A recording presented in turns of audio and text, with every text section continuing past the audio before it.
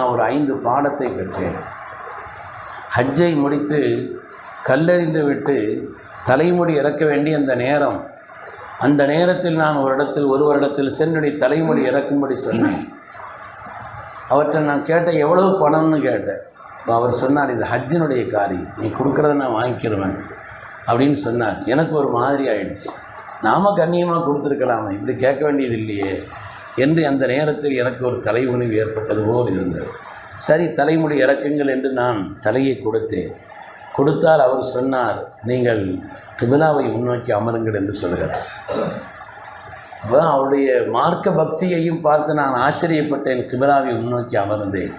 தலையை சாய்த்த நேரத்தில் அவர் சொன்னார், கண்மணி ரசூலுல்லாஹி ஸல்லல்லாஹு அலைஹி வஸல்லம் ஒரு தலைமுடி இறக்குகின்ற நேரத்தில் முதலாவது அவருடைய வலது பாகத்தை தானே இறக்கினார்கள், நீங்கள் உங்களுடைய இடது பாகத்தை காட்டுகிறீர்களே, வலது பாகத்தை காட்டுங்கன்னு சொன்னாங்க. வலது பாகத்தை நான் காட்டினேன். அதற்கு பிறகு நான் தலைமுடி இறக்கி கொண்டிருக்கக்கூடிய நேரத்தில் அமைதியாக இருந்த பொழுது அவர் சொன்னார், இன்று தக்பீருடைய அந்த நாட்கள், உங்களுடைய ஹஜ்ஜினுடைய முக்கியமான காரியத்தை நிறைவேற்ற இருக்கிறீர்கள்.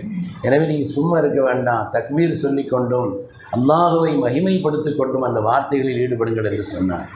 நான் வெட்கப்பட்டு போனேன்.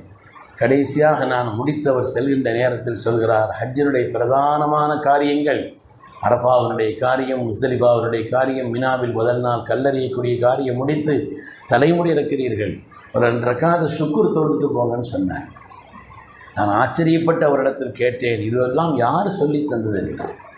அவங்க சொன்னாங்க, அத்தா இப்னு அபீ ரபாஹ் என்ற ஒரு பெரிய மேதை எனக்கு சொல்லி தந்தார் என்று சொன்னார். அதனால் கல்வியை தேடுவதில் யாரிடத்தில் இருந்தாலும் சரி, பயனுள்ள கல்வியை தேடுவதில் இமாம் ஆதம் அபூ ஹனீஃபா ரஹ்மத்துல்லாஹி அலைஹி கவனம் செலுத்தினார்.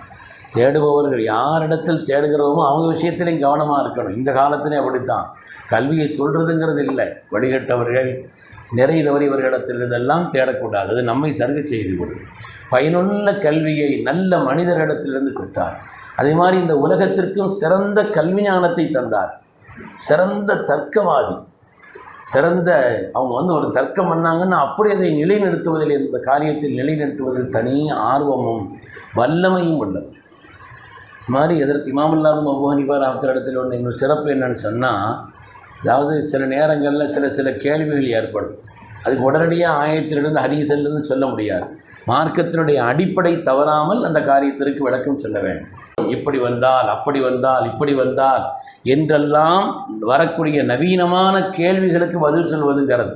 சமீபத்தில் கேரளாவில் நடந்த ஒரு சம்பவம். ஒரு ஆள் ஒரு வீட்டில் மரம் வளர்க்குறார். அந்த மரம் வளர்ந்து பல கிளைகள் விட்டு பக்கத்தில் ஒரு பெரிய பள்ளிவாசல், அந்த பள்ளிவாசலுக்கு உண்டான விசாலமான முன்பாகமான அதனுடைய காலி இடமும் கிடந்துச்சு. அந்த வீட்டிலிருந்து வளர்ந்த அந்த மரம் அது ஒரு கிளை விட்டு பள்ளிவாசல் இடத்துல பெரிய அளவில் அந்த மரங்கள் வளர ஆரம்பிச்சிருச்சு.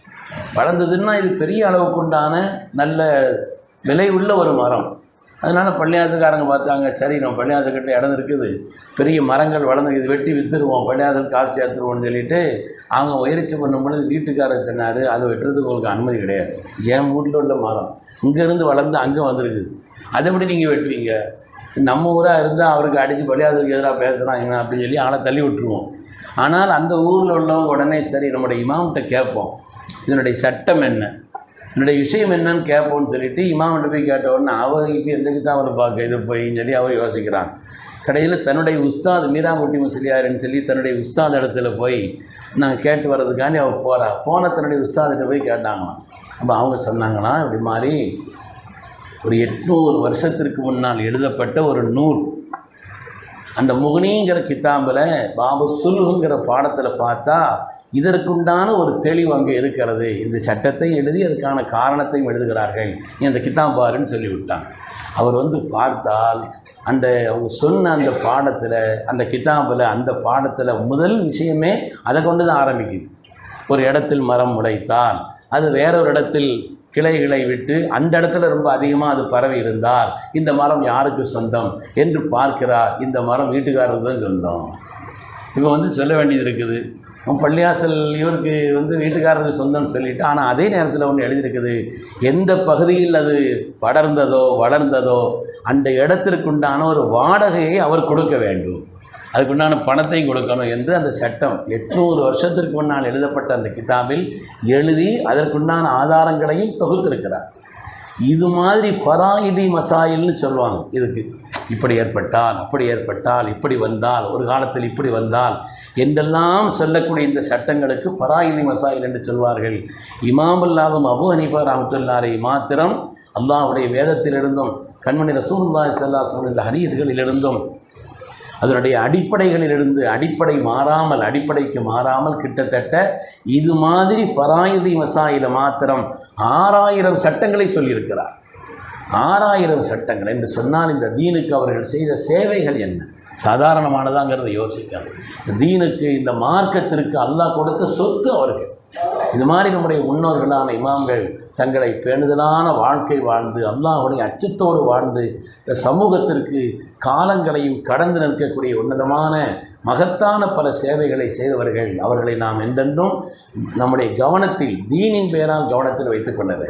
தங்களுடைய கடைசி காலகட்டத்தில் கூட இமாம் அல்லாதும் அபூ ஹனீஃபா ரஹ்மத்துல்லாஹி அலைஹி அவங்க தங்களுடைய மரண நிலையை உணர்கிறார்கள். உடனே அவங்க தக்பீர் கட்டி தொழுகிறாங்க.